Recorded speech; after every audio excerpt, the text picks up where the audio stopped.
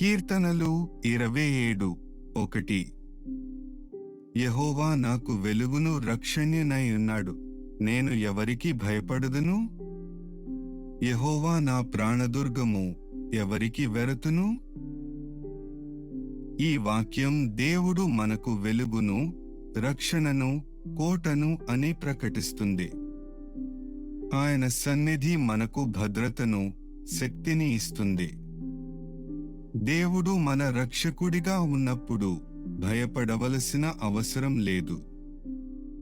ఆయన మీద నమ్మకం ఉంచడం ద్వారా మనం ధైర్యంగా మరియు నిశ్చింతగా ఉండవచ్చు. ధన్యవాదాలు. మీకు ఈ వీడియో నచ్చితే దయచేసి లైక్ చేయండి, షేర్ చేయండి, కామెంట్ చేయండి మరియు సబ్స్క్రైబ్ చేయండి.